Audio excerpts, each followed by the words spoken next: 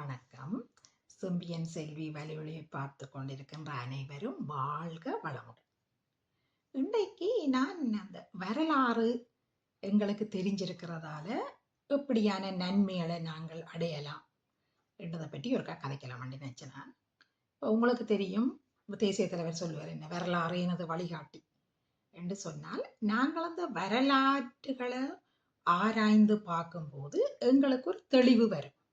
அப்ப நாங்கள் ஒரு சம்பவம் நடக்க முதலே அந்த வரலாற்று பார்வையில இருந்து பெற்றுக்கொள்ற அந்த அறிவில நாங்கள் நல்ல முடிவுகளை, நல்ல தீர்மானங்களை நாங்கள் எடுத்துக்கொள்ளலாம். அந்த அடிப்படையில தான் நான் அந்த மாசோ விக்டர் அவற்ற வரலாற்று ஆய்வு நூல்களை நாங்கள் வாசிக்க வேண்டும். வாசிக்கிறதூடாக எங்களோட அறிவை நாங்கள் மேம்படுத்தி நல்ல முடிவுகள் எடுக்கிறதுக்கு எங்களுக்கு உதவும் உண்டு. அந்த அடிப்படையில தான் நான் அந்த மாசோ விக்டரோட புத்தகங்களை எல்லாரும் வாசிக்க வேணும் என்று சொல்றேன். இப்ப அப்படி வேற நல்ல வரலாற்று நூல்களை நீங்கள் வாசிக்கிறதுன்னு சொன்னாலும் அது பிரச்சனை இல்லை. இப்ப நானே அந்த நூலை வாசிச்சு அறிவை பெற்றுக்கொள்றதாலே அந்த நூலை நீங்க வாசிக்கணும்னு சொல்றேன். சரி, இப்ப இந்த வரலாற்று அறிவு எங்களுக்கு ஏன் தேவை என்று சொல்லி பார்த்தோம் சொன்னால், நாங்கள் இனப்படுகொலைக்கு ஆளான ஒரு சமூகம், விடுதலைக்காக போராடி கொண்டிருக்கிற ஒரு சமூகம், இன்னமும் சிங்கள இனவாதத்தால மிகவும் மோசமான ஒடுக்குமுறைகளுக்கு நாங்கள் ஆளாகி இருக்கிற சமூகம். சாதாரணமா சொன்னால், நாங்கள் வசிக்கிற நிலங்கள் கூட எங்களுக்கு சொந்தம் இல்லாமல் அந்த நிலங்கள் எங்கள்கிட்ட இருந்து பலவந்தமாக புடுங்கப்பட்டு நாங்கள் வேற நிலமற்ற ஒரு இனமாக, சமூகமாக எங்களோட சொந்த நாட்டிலேயே நாங்கள் இருக்கிறோம். இப்ப நீங்கள் வலிகாமம் பகுதிகளை பார்த்தா உங்களுக்கு தெரியுமே. அப்ப நான் இதுல சொல்ல வர விஷயம் என்னன்னு சொன்னால், இந்த வரலாற்றுகளில் கூடாக நாங்கள் எப்படி சரியான முடிவு எடுக்கலாம்ன்றதுக்கு ஒரு உதாரணத்தை நான் இன்றைக்கு சொல்றேன். உங்களுக்கு தெரியும், ஜனாதிபதி தேர்தல் வந்த நேரங்கள்ல, அதுக்கு பிறகு என்பிபி, ஜேவிபி, என்பிபி என்ற பேர்ல இருக்குது. அந்த தேர்தல்கள்ல எங்களோட தமிழாக்கள் உண்மையில நாங்கள் எங்களுக்கு ஒரு மாற்றம் வேணும் என்றதுக்கு அப்பால நாங்கள் சில நன்மைகள், சில உரிமைகள், நன்மைகள் என்று சொல்லக்கூடாது, சில உரிமைகள் எங்களுக்கு கிடைக்கும் என்ற ஒரு அடிப்படையில தான் நாங்கள் ஜேவிபிக்கு வாக்களிச்ச நாங்கள். ஆனால் நாங்கள் இந்த எதிர்பார்ப்பு எங்களுக்கு நடக்கும் என்றொரு எடுகோளின் அடிப்படையில நாங்கள் செய்யறதுக்கு பதிலா எங்களுக்கு ஜேவிபியின் கடந்த 50 ஆண்டு கால வரலாறை நாங்கள் எல்லாரும் தெளிவாக பார்த்திருந்தோம் என்று சொன்னால், உங்களுக்கு தெரியும் ஜேவிபி எப்படியான மனநிலையில இருக்கும், என்ன எங்களுக்கு செய்யும், என்ன எங்களுக்கு செய்யாது என்ற அந்த தெளிவை நாங்கள் பெற்றுக்கொண்டிருக்கலாம். அதேவேளை அனுரகுமார ஜனாதிபதி அனுரகுமார திசநாயக்கா ஜேவிபியில இருந்த காலத்திலே அவர் எப்படியான ஆளாக இருந்தார், எப்படியான நடவடிக்கைகளை எடுத்திருந்தார், தமிழ் மக்கள் தொடர்பாக எப்படியான நடவடிக்கைகளில் அவர் ஈடுபட்டிருந்தார், சிங்கள மக்கள் தொடர்பாக அவற்றை பார்வை என்ன, தமிழ் மக்கள் தொடர்பான அவற்றை பார்வை என்ன என்று சொன்ன அந்த தெளிவு எங்களுக்கு இருக்குமாயிருந்தால் நாங்கள் சரியான ஒரு முடிவை எடுத்திருக்கலாம். இப்ப நான் சரியான முடிவு எடுத்திருக்கலாம் என்று சொல்றது அந்த நம்பிக்கை அடிப்படையிலே அவைகள் எங்களுக்கு இன்னென்ன விஷயங்கள் எங்களுக்கு வாக்களித்த இந்த விஷயங்களை எங்களுக்கு செய்வினம் என்று சொல்லுற ஆட்களைத்தான் நான் வச்சு கதைக்கிறேன். இப்ப பொதுவா சமூகத்துல இருக்கும் கொஞ்சாக்கள் சலுகைகளுக்காக அரசாங்கத்தோட போய் சேருவினம், அது பிள்ளை சரி, அதுகளுக்கு நான் வரையில. அப்ப அவைகளை பற்றி நான் சொல்ல வேண்டிய தேவையில்லைன்னு சொன்னால், அவை தங்களுக்கு சில சலுகைகள் தங்க அரசாங்கம் கிடைக்கும், தங்களோட வாழ்க்கை இலகுவான முறையில போகும்ன்றதுக்காக அரசாங்கத்துக்கு வாக்களிச்சாக்களை பற்றி நான் சொல்ல இல்லை. இப்ப நாங்கள் ஒரு நம்பிக்கையோடு, உதாரணத்துக்கு உங்களுக்கு தெரியும், அந்த நேரம் கூட இந்த மீனவர் பிரச்சனை இருந்தது. கடலுக்கு போய் இந்திய மீனவர்களால எங்கட மக்களின் வாழ்வாதாரம் பாதிக்கப்படுறதுன்னு சொல்லி, அப்ப அதுக்கு ஒரு தீர்வை இந்த அரசாங்கம், ஜேவிபி அரசாங்கம், என்பிபி அரசாங்கம் வழங்கும் என்று சொல்லி நம்பி கொஞ்சம் பேர் வாக்களிச்சார்கள். இன்னொரு கொஞ்சம் பேர் உங்களுக்கு தெரியும், வலிகாமத்தில காணிகள் மீண்டும் தங்களோட சொந்த காணிகள் தங்களுக்கு கிடைக்கும், அந்த இடங்கள்ல மீண்டும் போய் குடியேறலாம், இராணுவம் அந்த இடங்களை விட்டு வெளியேறும் என்று சொல்லி நம்பி வாக்களித்தாக்களும் இருக்கணும். இன்னொரு சாரார் இருக்கணும் இப்ப உங்களுக்கு தெரியும், என்ன சிறைகள்ல அரசியல் கைதிகள், அந்த அரசியல் கைதிகள் விடுதலை செய்யப்படுவினம் என்று அந்த ஒரு எதிர்பார்ப்போடு வாக்களித்தாக்களும் இருப்பினும். ஆனால் இப்ப நீங்கள் பார்த்தீங்கள் என்று சொன்னால் எதுவுமே எங்களோட மக்களுக்கு நடக்க இல்லை.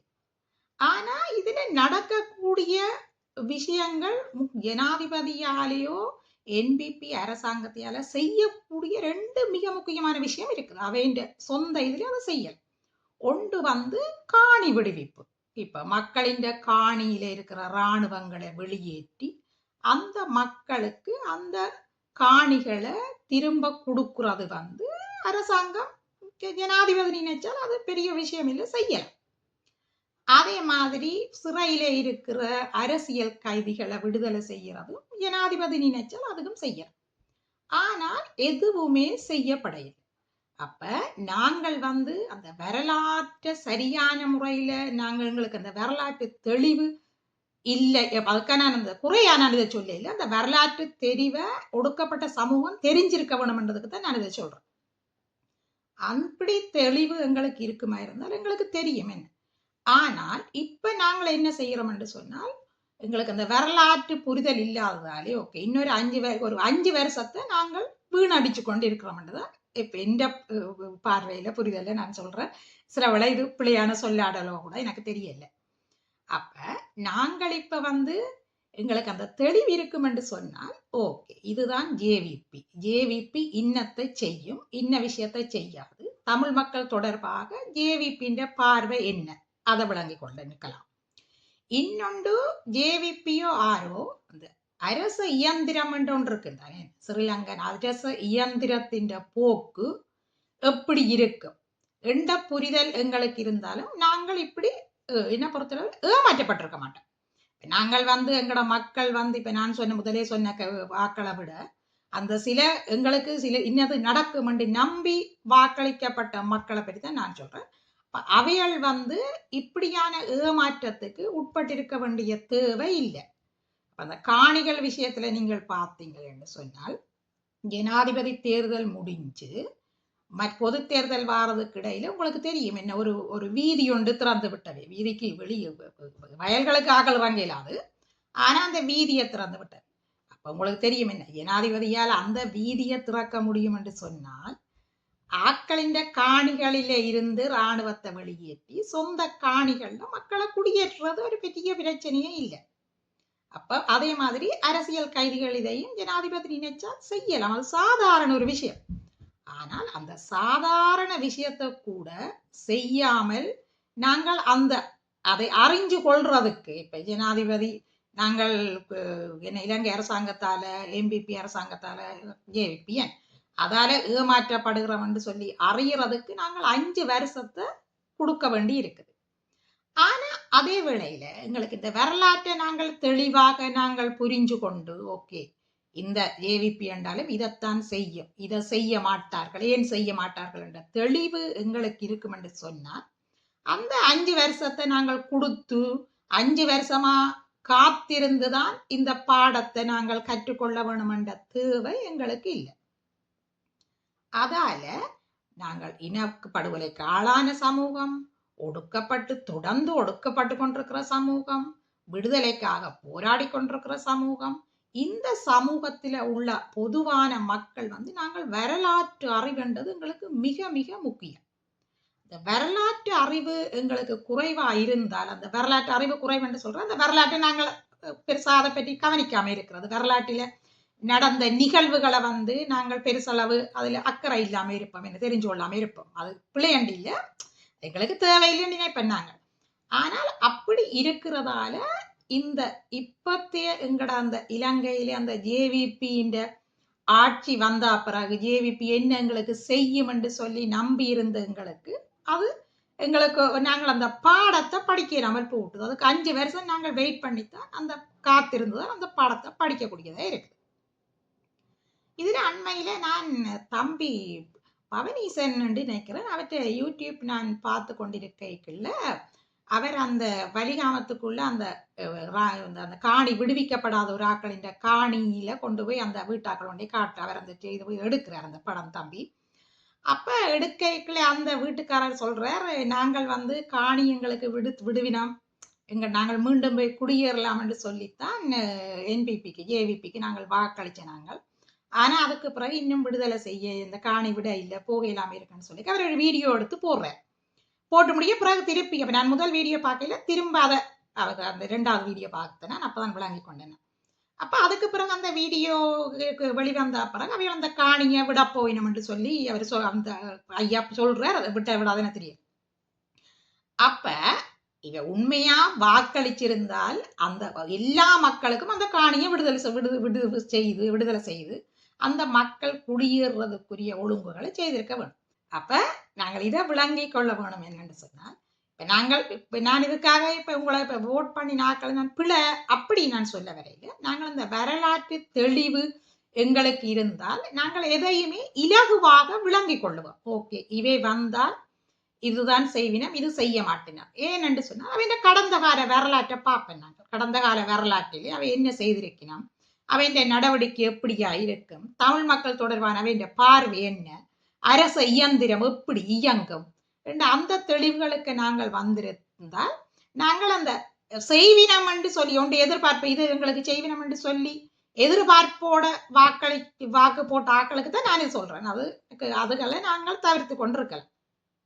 இப்ப இப்படி வாக்கு போட பரவாயில்லை. இப்ப ஓகே, எங்களை தமிழ் கட்சிகள் வந்து எங்களுக்கு ஒன்றுமே செய்யல, இவை வேண்டாம் நாங்கள் சும்மா போடுறோம் என்று சொன்னால் அது வேற பிரச்சனை. ஆனா நாங்கள் இது எங்களுக்கு செய்வினம் என்று சொல்லி அந்த வாக்குறுதிகளை கொடுத்து விட்டு இன்னும் செய்யாம இருக்கிறத பற்றி தான் நான் சொல்றேன். அதே மாதிரி இப்ப மீனவர் பிரச்சனையை நீங்க பாருங்க. இப்ப இவ்வளவு தூரம் ஜனாதிபதி வந்து பாஜகூர்ல எல்லாம் அந்த கூட்டத்திலே அவர் கதைக்குள்ள உண்மையா எல்லாருமே நம்பி இருப்பீங்களே. அந்த மீனவர் பிரச்சனை இப்ப எலெக்ஷன் முடிஞ்ச கையோட உடனடியா தீர்க்கப்படும் என்று சொல்லி, அப்ப நாங்கள் உண்மையில அப்படி சொல்லாடல பார்க்கல எவ்வளவுதான் வரலாறு எங்களுக்கு தெரிஞ்சா கூட எங்களுக்கு கூட ஒரு நம்பிக்கை உண்டு, இது நடக்கத்தான் போகுது என்ற ஒரு சின்ன ஒரு சந்தேகம் கூட எங்களுக்கு வந்துட்டுது. இந்த வரலாறு தெரிஞ்சிருந்தால் கூட இப்படி சொல்லாடல் வரைக்கும் எங்களுக்கே சந்தேகம் கொண்டு வருது. அப்ப நாங்கள் வரலாற்றை படிச்சு தெளிவிருந்தால் கூட நாங்கள் கொஞ்சம் அதுகளுக்குள்ள அந்த அந்த வார்த்தை ஜாலங்களுக்குள்ள நாங்கள் விழுவோம் என்று சொல்லிக்கல வரலாறு தெரியாமல் இருந்தா இலகுவாக எங்களை அவையால் அந்த சொல்றதுகளை நாங்கள் நம்புவோம். அப்ப நான் வந்து இதுல சொல்ல வர விஷயம் வந்து, நாங்கள் ஒரு சின்ன ஒரு இனப்படுகொலைக்கு ஆளான இனம், தொடர்ந்து ஒடுக்கப்பட்டு கொண்டிருக்கிற இனம். நாங்கள் வந்து எங்களுக்கு அந்த வரலாற்று அறிவு, வரலாற்றை தேடி படிக்கிற அந்த பழக்கத்தை நாங்கள் நிறைய வளர்த்து கொள்ள வேணும். வளர்த்து கொண்டால் வரலாறு எங்களுக்கு சொல்லும், இவை இப்படி நாங்கள் இதை செய்யலாம், இதை செய்யக்கூடாதுன்னு. அப்ப நாங்கள் காலத்தை வீணடிச்சு இப்ப நான் சொன்ன மாதிரி இப்ப 5 வருஷத்தை கொடுத்து பார்த்து கொண்டிருந்ததானோ இனி இவே எங்களுக்கு செய்ய மாட்டேன், பிறகு திருப்பி இன்னொரு ஆள் வரைக்கும் அவருக்கு ஒரு 5 வருஷம் கொடுத்து அவைய பார்த்து கொண்டு இன்னொரு அவை செய்ய மாட்டேன்னு சொல்லி அந்த காலத்தை நான் இழுத்து கொண்டு போற மாதிரி இருக்கும். அப்ப அப்படி இல்லாமல் இந்த வரலாற்று அறிவை, வரலாறு எங்களுக்கு என்னத்தை சொல்லுது அப்படியான தகவல்களை நாங்கள் நிறைய நூல்களை படிக்கிறது மூலம் பெற்றுக்கொள்ள வேண்டும். குறிப்பாக இளைய சமூகம் வந்து நீங்கள் அந்த வரலாறுகளை நிறைய தெளிவாக பெற்று அதன் மூலம் உங்களோட முடிவுகளை எடுக்க வேணும் என்று சொல்றதுதான் நான் நினைச்சேன் இதை சொல்லணும் என்று சொல்லி. அதுக்கு நான் இப்ப இந்த அரசாங்கத்தை பற்றி கதைச்ச கதை வந்து அந்த வரலாற்று தெளிவு எங்களுக்கு வேணும். அந்த தெளிவு இருந்திருந்தால் எங்களுக்கு ஜேவிபின்ற வரலாறு தெரிஞ்சிருக்கும், அனுரகுமார திசாநாயக்க ஜனாதிபதியின் வரலாறு தெரிஞ்சிருக்கும். அப்ப எங்களுக்கு தெரியுமோ இவை உண்ட செய்வினமோ செய்ய மாட்டேனமோன்னு சொல்லி. அதுக்கு உதாரணமா தான் நான் இவ்வளவு உங்களுக்கு சொன்னேன். நான் மற்றது நீங்கள் எல்லாரும் இப்ப நான் இந்த புத்தகம் வாசிக்கிறதாலே எனக்கு அந்த வரலாற்று தெளிவு இருக்குது. இப்ப நான் தமிழ் மக்கள் அதிகாரத்தை பெறாமல் இருக்கிறதுக்கு பின்னுக்குள்ள சக்திகளை பற்றி தான் நான் படிச்சு கொண்டிருக்கிறேன். ஆனா இப்ப இலங்கை வரலாற்றை நாங்கள் எடுத்துக்கொண்டு சொன்னோம், இலங்கை வரலாறு, இலங்கையின் அரச இயந்திரம் எப்படி எங்களுக்கு எதிராக இப்ப 70 வருஷத்துக்கு மேலாக இயங்குதுண்ட அந்த தெளிவும் புரிதலும் எங்களுக்கு இருந்தா நாங்கள் அவைகள்ட்ட ஏமாற்றப்படக்கூடாது. இப்ப எங்களோட மக்களை ஏமாத்தலாம் என்று சொல்லி அவைகள் நினைக்க கூடாது யாரெண்டாலும்.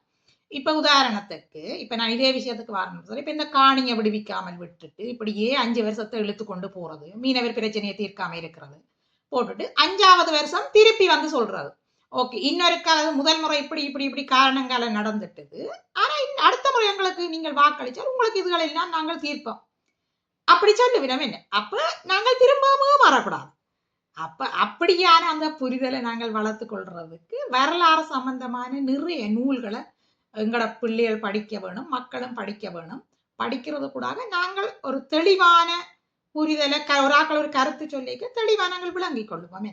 அது சம்பந்தமா தான் இன்றைக்கு அந்த நூல்களை கூட படியும் கொண்டதுக்காக தான் இந்த காணொளியை போட்டேன். நன்றி, வணக்கம்.